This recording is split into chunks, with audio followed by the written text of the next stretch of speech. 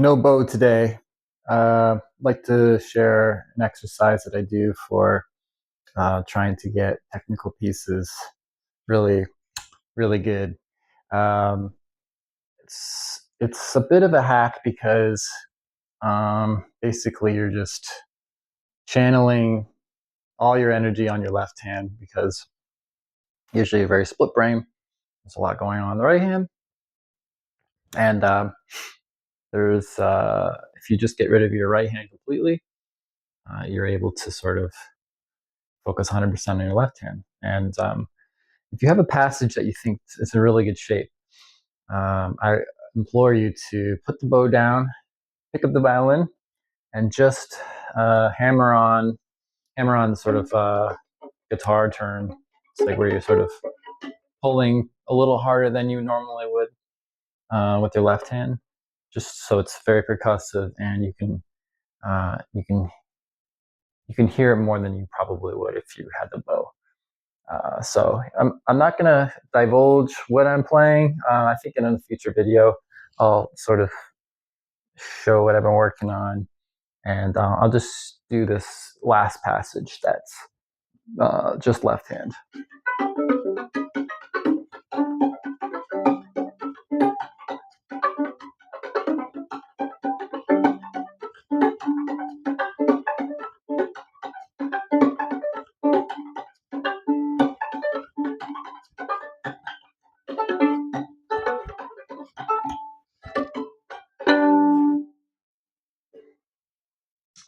Don't be surprised if your fiddle gets knocked out because you're almost doing left hand pizzicatos.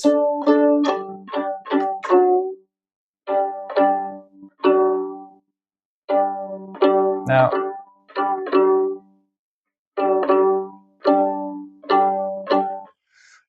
I would say that when I was doing this a little earlier before the camera was turned on, my fingers really didn't know how to squarely land on the strings. So when you're sort of playing with the bow, you kind of get away with it. But when you take away the bow, your fingers really want to be sonorous because you just kind of want to hear what you're playing. So I found that after doing it a few times, my fingers started to land squarely on the strings more than they would if I had the bow incorporated. Also, I suggest doing it slowly. That time just now, it was almost performance tempo. So I would say a better thing to do is to work up to that tempo.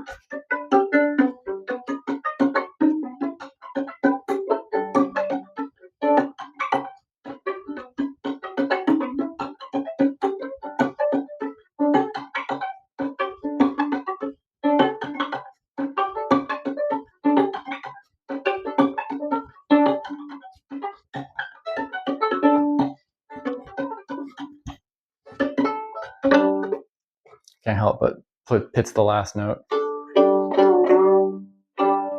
So that was definitely good. I could feel the fingers just land squarely on the strings that time.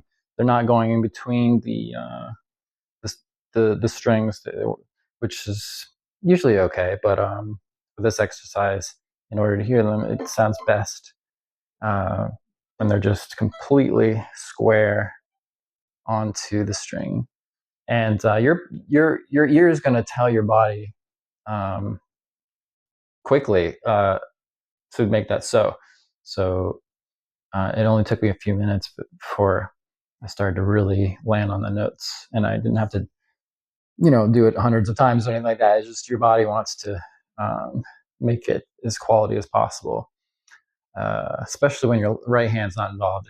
There's a lot less to think about. So um, also, you can't really hear the intonation, but you'd be surprised. Like if you start slow, you can actually get the best of both worlds, where you're really training your left hand for a passage, and the intonation will be pretty close. Yeah, so let's just do one more time slowly.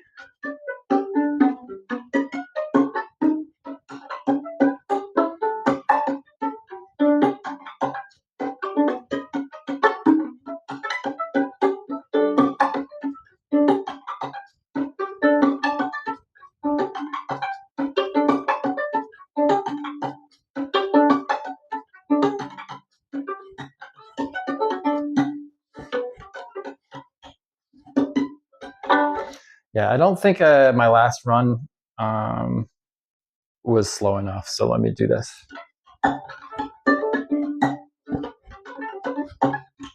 Yeah, I can. I'm totally fudging it, and then when I add the bow, it's fudged too. So it's definitely not articulate.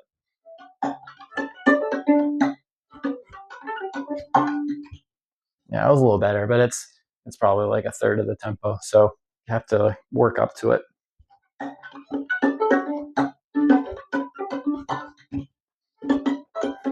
Yeah, I'm really hammering on. And actually, there's a really good habit of when you have a passage that's sort of in your hands, just start adding vibrato because it's one thing to sort of be a la trombone where you're just like hitting all the intervals, but it's another thing to be like sort of like ninja style where you're just there's movement. There's never a dull moment with your shoulder and your left hand. There's when you vibrate in a passage, you're actually just like keeping things sort of primed for activity, and that works really well, especially with the hammer on because it's just like it's good to have energy basically with the no bow exercise. Yeah, so I just wanted to share that. It works really well um, for sort of prickly passages, and you'll be surprised how difficult it is when you first take the bow away. How not difficult as far as um, like there's no hope, but it's just like, oh, I'm really not square on things. I'm really sort of kind of just like a kindergarten when it comes to the left hand. And when you add the right hand, you get the full package for sure. You probably exercise for this particular spot where you could do bow without the fingerings, which I'll probably go into at some other time. It's excellent exercise for certain passages, not for every passage, but it's a really good one too. But isolation is kind of the key here. It's like where your brain is typically split brain. You have to sort of always confuse your brain. Your brain is not there to help you. Your brain is trying to hurt you.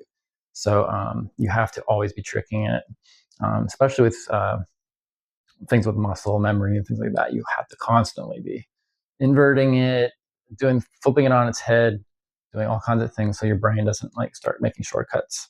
So this is a good one where you're you're tricking your brain, and the outcome is a stronger foundation for a tough passage.